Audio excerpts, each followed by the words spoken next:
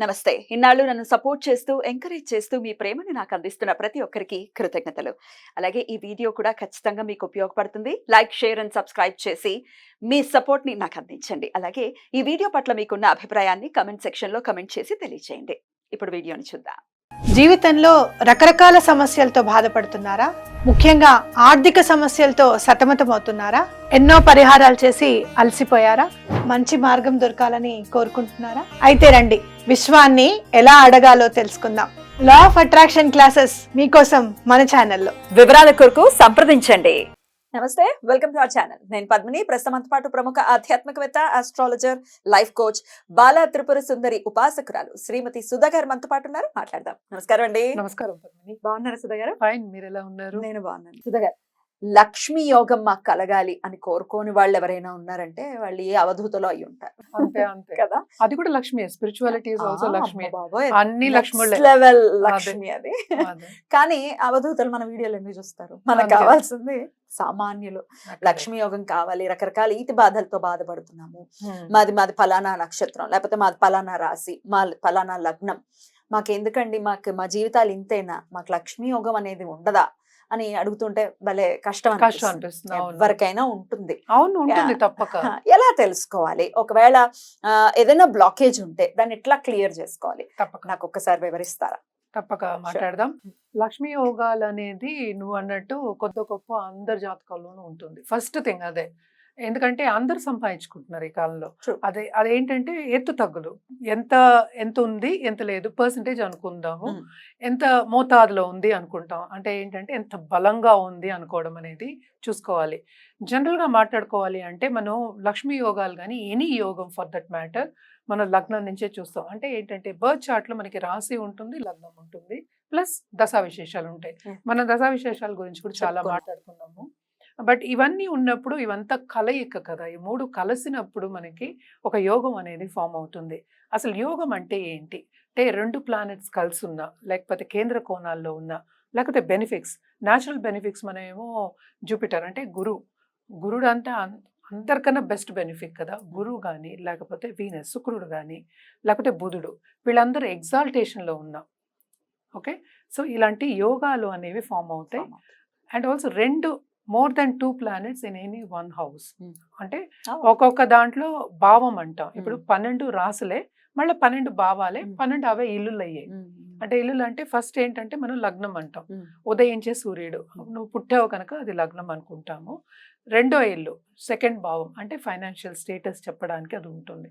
అలాగే మనం చూసామంటే 11th house చూస్తాం. నువ్వు పుట్టిన లగ్నం నుంచి యోగాలన్నీ చూడాలన్నమాట.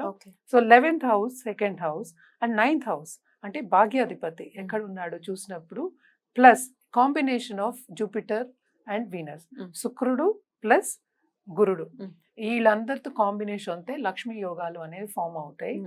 దీంట్లో ఏంటంటే దారిద్ర్య యోగాలు ఉంటాయి, అలాగే లక్ష్మీ యోగాలు ఉంటాయి. అంటే ఎంత మోతాదులో ఉంటాయి అనేది చూసుకోవడం అనేది వెరీ ఇంపార్టెంట్. ఎందుకు ఇంపార్టెంట్ అంటే, మనకి ఏదైనా ఈజీగా అయిపోతే హ్యాపీ ఫీల్ అవుతాం. ఏదైనా కష్టపడ్డాం అంటే అయ్యో కష్టపడుతున్నాం అనుకుంటాం. కష్టపడందే ఏమి రాదనేది ఒకటి క్వశ్చన్. నిలబడదు, దట్ ఈస్ ఓకే. బట్ కష్టపడినా రాకపోతే అది బాధాకరం. సో ఇన్ని పొజిషన్స్ ఉంటాయి దాంట్లో. కొంతమంది ఏంటంటే పుట్టినప్పుడే వాళ్ళు సంపదతో పుడతారు. గోల్డెన్ స్పూన్ తో, silver spoon, golden spoon, platinum spoon ఇప్పుడు. సో అలా కూడా ఉంటాయి. కానీ జనరల్ గా మనం చూసాము అంటే సెకండ్ లార్డ్, 11th లార్డ్ వాళ్ళ కలయిక ఉన్నా, లేకపోతే వాళ్ళు ఎగ్జాల్టేషన్ లో ఉన్నా, లేకపోతే కోణాల్లో ఉన్నా ఈ యోగాలు అనేవి ఫామ్ అవుతాయి. Plus 9th lord also. So ఒక్కొక్క లగ్నానికి ఒక్కొక్క లార్డ్స్ అంటే లార్డ్షిప్స్ అనేవి డిఫరెంట్ అయిపోతాయి కనుక తప్పక ఒక్కొక్క లగ్నానికి మనం మాట్లాడాలి. మరి తులా రాశి లేదా తులా లగ్నం వారికి ఎవరిస్తారు లక్ష్మిని? అలాగే లక్ష్మి యోగం ఎలా కలుగుతుంది? తులా లగ్నం వాళ్ళకి లగ్నాధిపతి మనకి శుక్రుడే. శుక్రుడు ఎగ్జాల్టేషన్ మళ్ళీ ఎక్కడ అవుతుంది? ఇక్కడ మనకి 6th లో అవుతుంది. అందుకని పెద్దగా అంత వర్కౌట్ అవుతుంది, అంతగా ఉండదు. బట్ స్టిల్ లగ్నాధిపతి exaltation is also good only.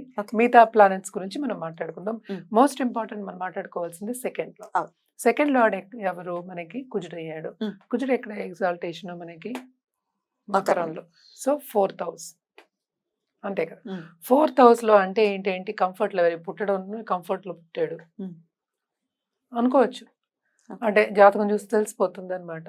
And also ఏంటంటే దానికి తగ్గట్టు సపోజ్ వాళ్ళకి దశా విశేషాలు ఆర్ టైం పీరియడ్ మనం చెప్పుకోవాలి అంటే కొంచెం ఎదుగుతున్నప్పుడు వచ్చిందంటే తప్పక వీళ్ళ బిజినెస్ పెట్టి స్టార్ట్అప్ పెట్టి వాళ్ళు బాగా పైకి వచ్చేస్తారు అని చెప్పుకోవచ్చు అనమాట. అండ్ ఆల్సో ఇంకోటి ఏంటంటే మనకి తులలోనే మనకి 4th and 5th lord most important benefit for this లగ్నం అంటే ఏంటి శని భగవానుడు. శని భగవానుడు తులలోనే మనకి ఇంకేం కావాలి. అక్కడ శని ఉన్నా కూడా లక్ష్మి కుంభ శని ఉన్నా కూడా చాలు కదా. కుంభంలో ఉన్న తులలో ఉన్న శని కూడా ఇది ఎగ్జాల్టేషన్. ఇక్కడ 5th లో ఓన్ హౌస్ లో ఉంటే ఇంకేం కావాలి, ఆయన ఓన్ చూసుకుంటున్నాడు. 5th హౌస్ కూడా మనం ఏం చెప్పుకుంటాం, 5th to 5th 9th కదా. ఆయన లార్డ్ కూర్చున్నట్టు ఒక చోట అంటే ఏంటి, అది ఎక్స్పాండ్ అవుతుంది. అంటే మనకి డబ్బు అనేది ఉంటుంది, సంపద అనేది ఉంటుంది. మోస్ట్ ఇంపార్టెంట్ చదువులో బాగా పైకి వస్తారు.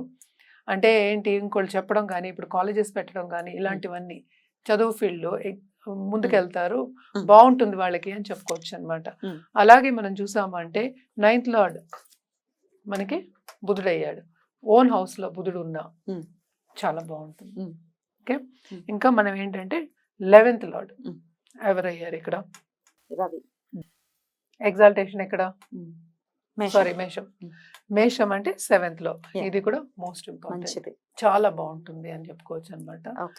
ఇవన్నీ ఏంటంటే మనం జనరల్ గానే చెప్పుకోవడం జరుగుతుంది. ఏదైనా జాతక రీత్యా మనం చూసుకోవాలి, ఎవరి ఇండివిజువల్ జాతకం చూసుకోవాలి. దానికి మళ్ళీ ఏంటంటే వాళ్ళ పీరియడ్స్ రావాలి, అంటే టైం కలిసి రావాలి. కలిసి వచ్చినప్పుడు కింద ఉన్న వాళ్ళు ఎప్పుడో పైకి వెళ్ళిపోయే ఛాన్సెస్ ఉంటాయి అన్నమాట. ఎప్పుడు అనేది మనం నిర్ధారించగలం, ఎప్పుడు దశా విశేషాలు చూసుకున్నాం. అండ్ వీళ్ళకి కూడా ఏంటంటే అన్ని మేజర్ ప్లానెట్స్, ఇప్పుడు శుక్రుడు అయ్యాడు, శని భగవానుడు అయ్యాడు. శని అసలు కుంభ శని ఉంటే ఇంకేంటి కుంభ వృష్టి అంటాం. అందుకనే అంటే అంతులేని సంపద ఇస్తాడు, అంటే అపర కుబేరులు కన్నా ఎక్కువ ఉండదు. అంటే మనం అనుకోనంత మనం ఊహించలేము, అంత ఇచ్చే ఛాన్సెస్.